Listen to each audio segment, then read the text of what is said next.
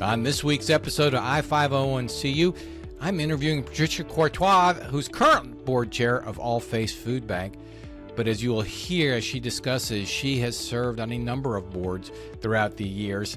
And that's in addition to having a really quite a successful career in the public relations branding space, marketing space. So you will listen, hear all that as we talk with Patricia Courtois. Now, Patricia, I've heard your name for years in this town, and this is the first opportunity for us to actually formally meet. But if you would you please share with the audience a little bit about yourself, your career, and your nonprofit board work? I would love to. My career started in Chicago on the corporate side. I worked for Beatrice Foods, which at the time owned Tropicana, and a host of other companies.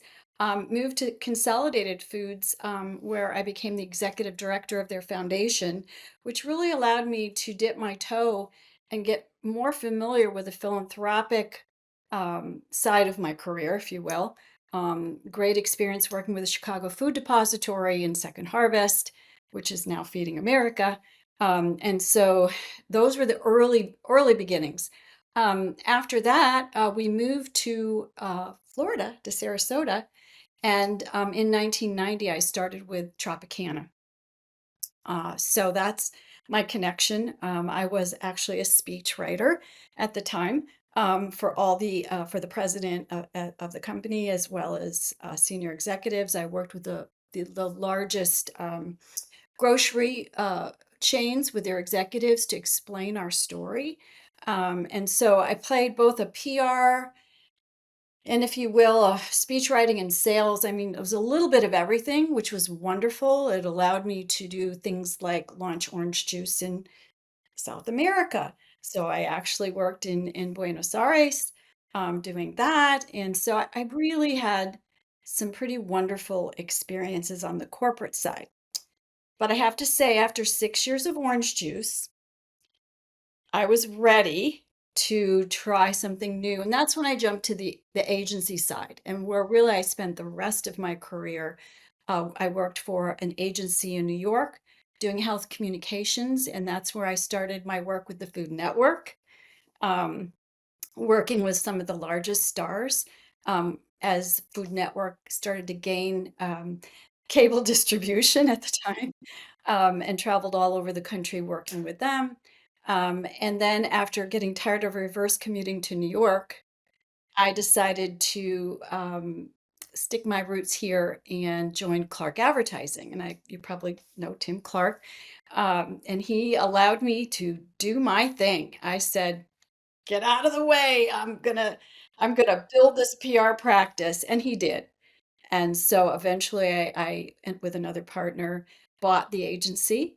I spent the rest of my career there, and through many um, different clients and nonprofit engagements and industry leadership positions. I served on the Florida Board of Governors of the American Association of Advertising Agencies. So I really had a lot of experience working in a leadership role with organizations outside my own, which really gave me, I think, a very well-rounded perspective, not only as personally, but I think I was able to bring that point of view to my clients. Having been on both the agency and corporate side and working in the nonprofit sector, I had empathy in areas where I might not have, because I had the chance to practice and hone those skills.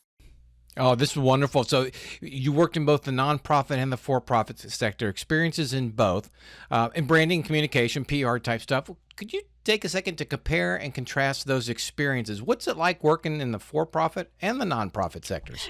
Well, on the for-profit side, I would say, I did have the luxury of some pretty amazing budgets, um, to be able to envision something and make it happen.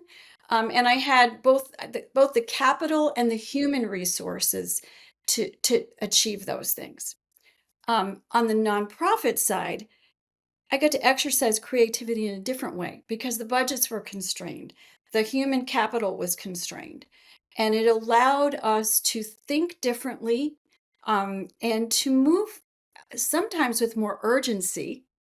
than on the for-profit side, which had to go through layers of approvals and those kinds of things.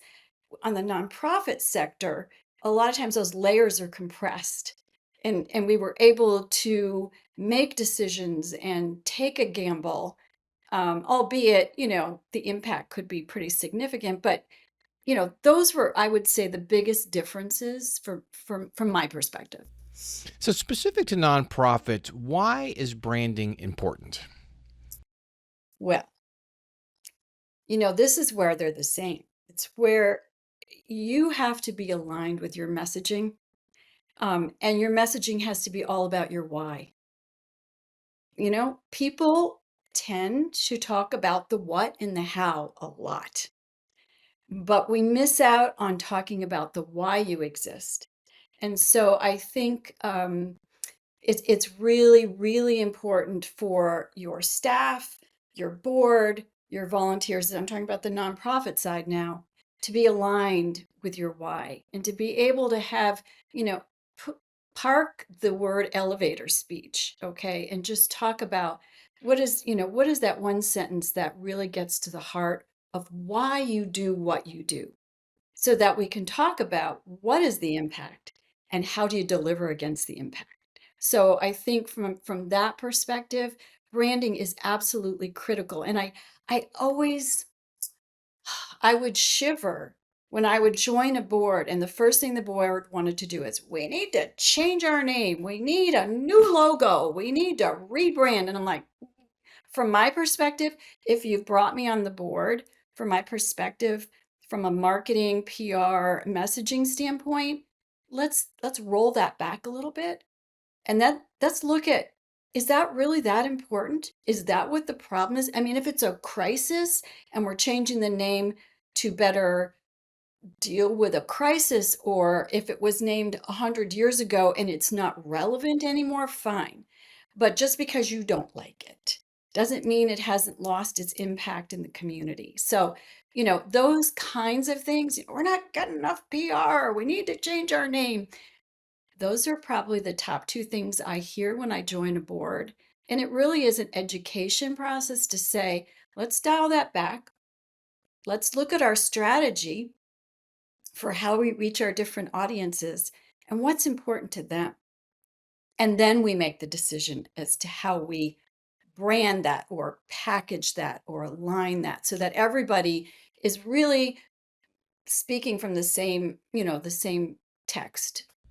So, it sounds like you would argue, you would say before less is more. Let's don't rebrand unless there's a specific need. You've done rebranding Mm. for nonprofits, Yes, so we have. obviously you somewhere along the way the decision was made.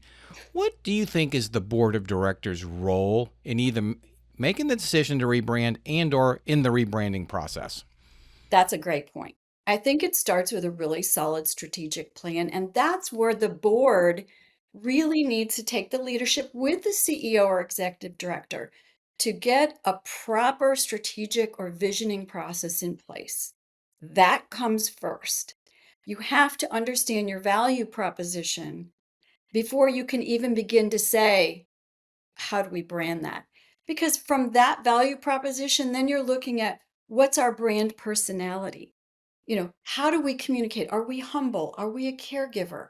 Are we a hero? Are we an activist? Because all of that figures into what your brand looks like. The colors you choose, the typeface you choose. From a graphic standpoint, sometimes people assume that branding is just changing the look and feel. That's important, but that follows in support of your total value statement and what you mean to your various audiences. And so, and part of branding is public relations, PR, and we throw that term around, PR, right? So why is it important for nonprofit organizations to understand PR, and what do you wish every nonprofit understood about public relations? Well, I think we're in a challenging time. Just that term, public relations, because I think it always gets associated with spin and social media. I mean, and so for me, PR is really what you get others to say about you.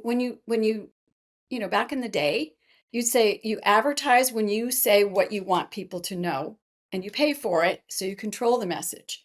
With PR, it's about others saying that about you and how you go about engendering, you know, I don't want to say reviews because that's the other thing that drives me insane. Um, it's not about getting Google reviews, okay? It just, I guess that's important to some people.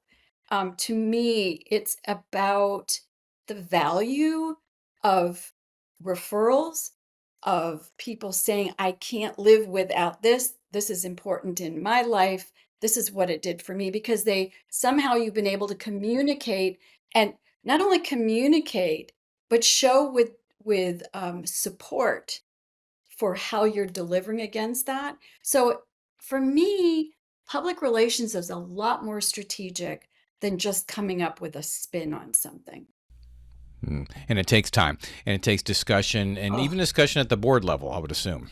it does. And honestly, your board are your biggest brand ambassadors. Can you talk a little bit about that? Yeah. That is a hard thing when you're doing board recruitment. Oh my God. You're looking, number one, for people who are not afraid to have a generative discussion, but who understand governance. Your job is not to tell the CEO or executive director how to do their job or to get involved in the day-to-day programming. Certainly, as a volunteer, absolutely. Show up, hand out things, stuff envelopes, go to a food distribution, absolutely on point. But your personal desires don't enter into like, I think this person should work this way and I don't think this person's doing their job.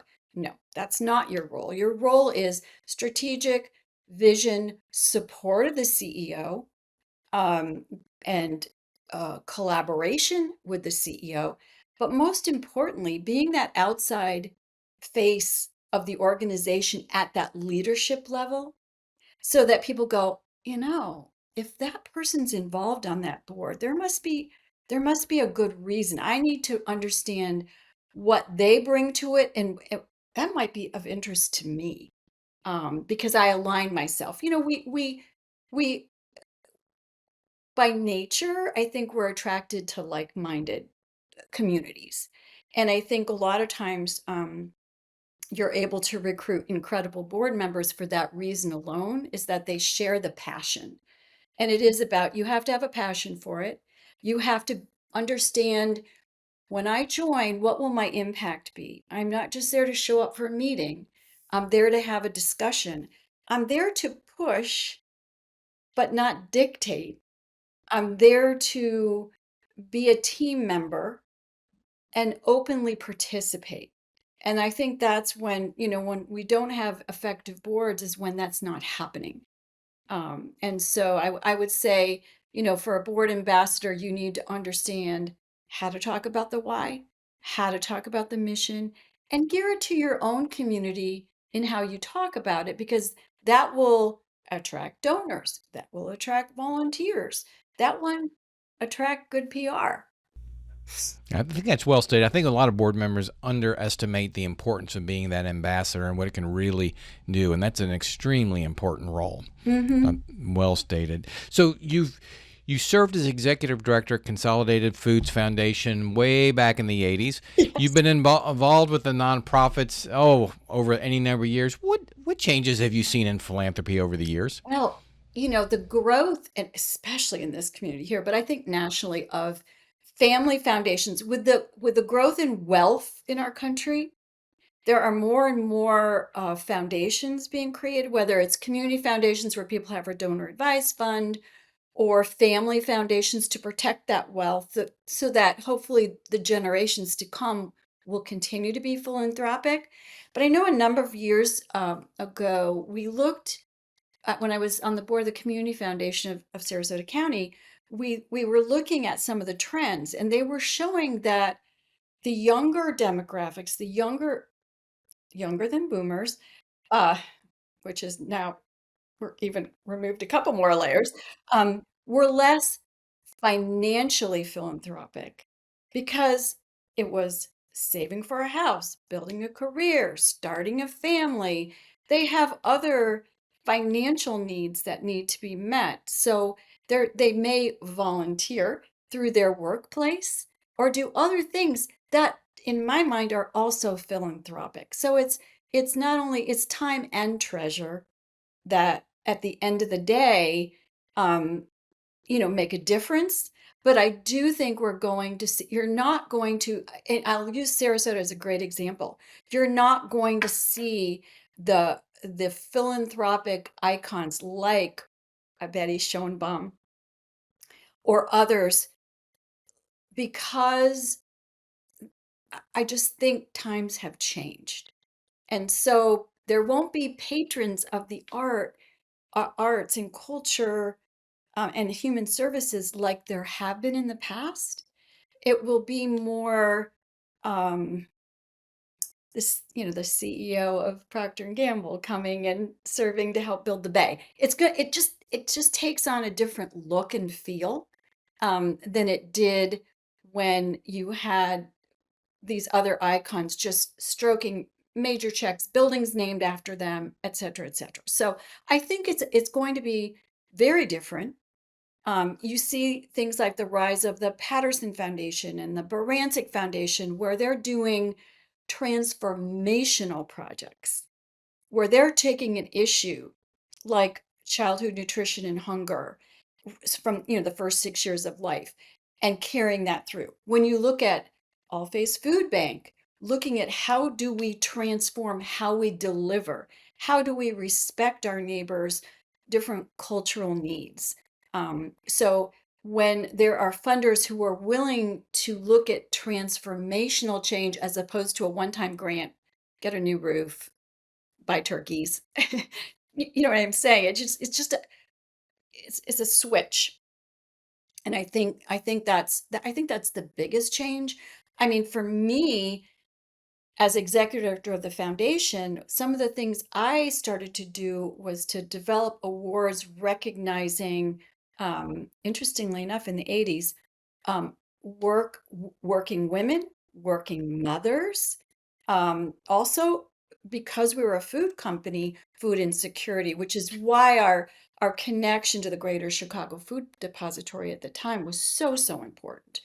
But I also, in that role, worked with all of our companies like Hanes and others that were part of that in their own communities, helping them build community relations plans to deliver volunteers, funding, some kind of activity and support in their own communities all around the country. So I would say that's really where I honed that desire to see, can I make an impact? And that's when I just started joining boards that fit with my earliest board membership was on the Literacy Council because reading is so, and the word, I went to Northwestern, the words were so important to me in my career. And so that was my first board gig. And I learned from there. And it was after that, it was quite magical. Well, you have had an incredible career in nonprofit board membership, but also leadership. It seems, as I looked at your bio, you ascend to a leadership position wherever you go, even in your career. So I commend you for that. But I'm curious, since you've been a board chair and been around so many board members, what makes a good nonprofit board member?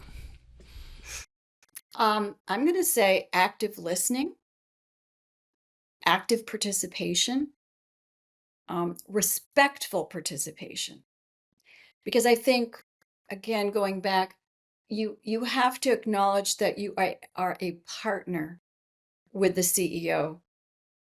Well, technically, the CEO reports to you. It's a very dynamic relationship, but it must be respectful because that CEO is under duress. I don't care which organization it is, arts, culture, humanities, healthcare, whatever it is, you are under duress every day to run an organization, to deal with the communities, and in today's world, dealing with the political ramifications of no matter what you do.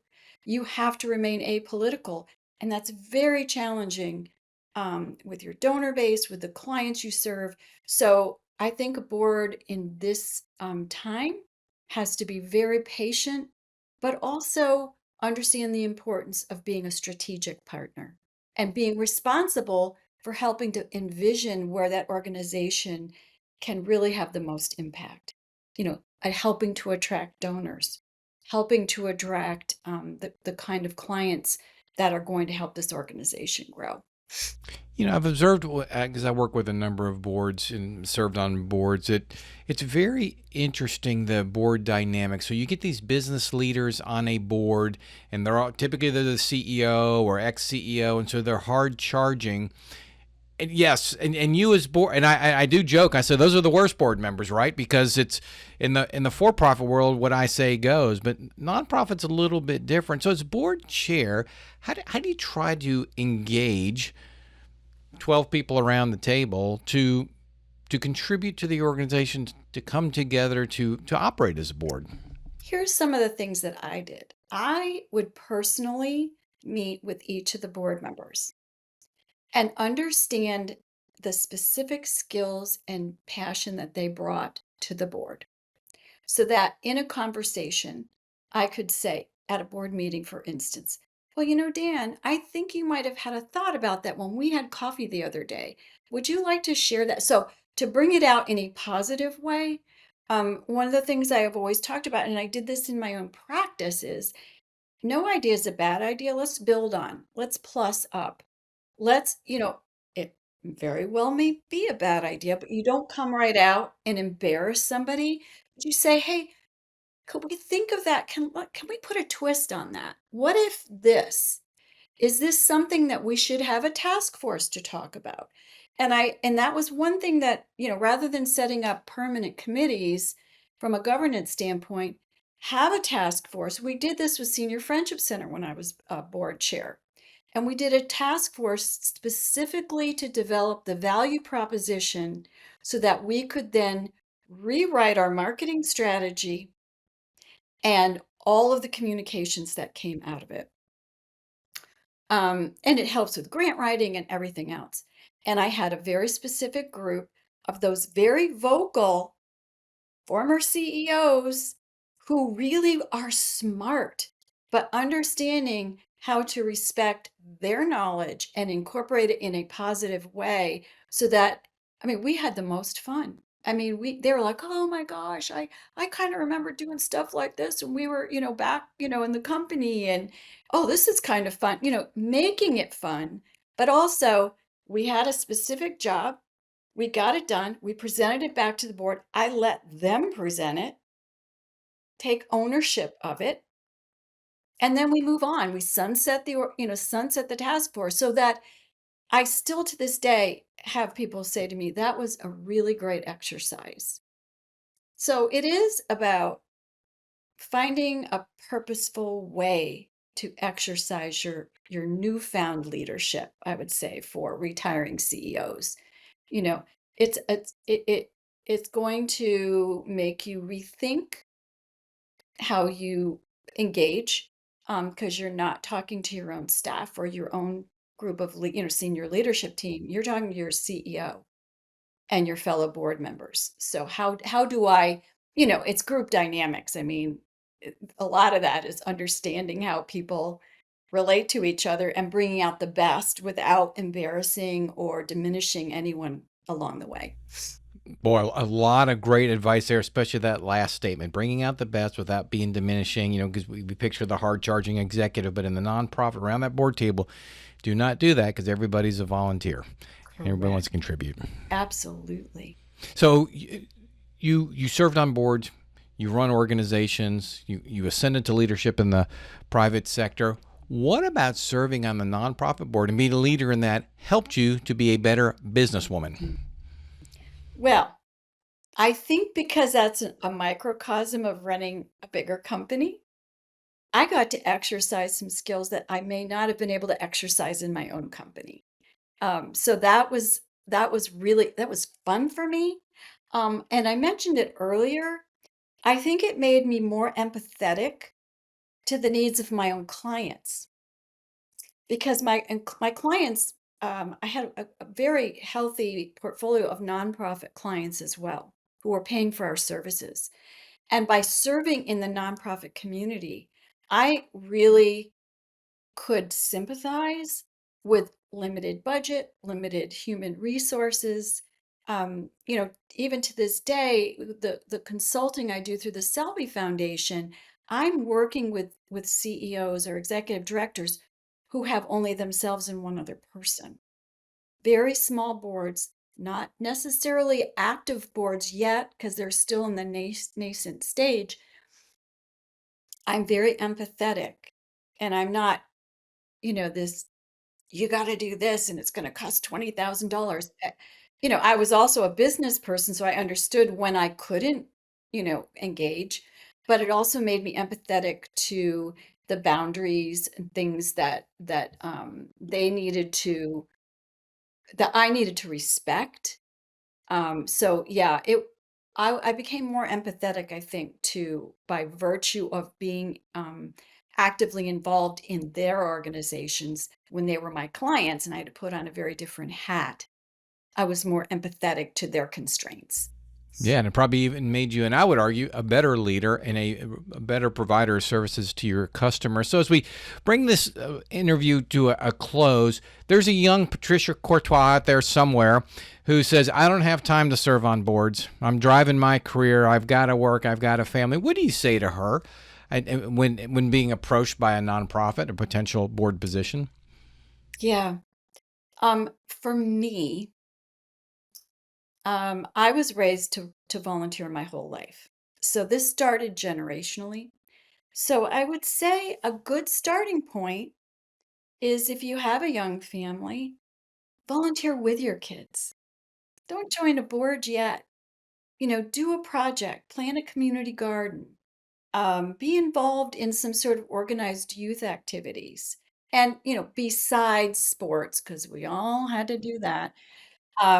What I'm saying is something that goes beyond something you have to do for the kids' school, like, the walks and raise money for all that. It's like do something that takes you outside your comfort zone, like go pack backpacks at the All Face Food Bank with your tweens. I've been there and seen these tweens very excited because I'm helping somebody. So little bites. Get involved with your kids like my parents did with me, and it will energize you because believe me, I raised two kids.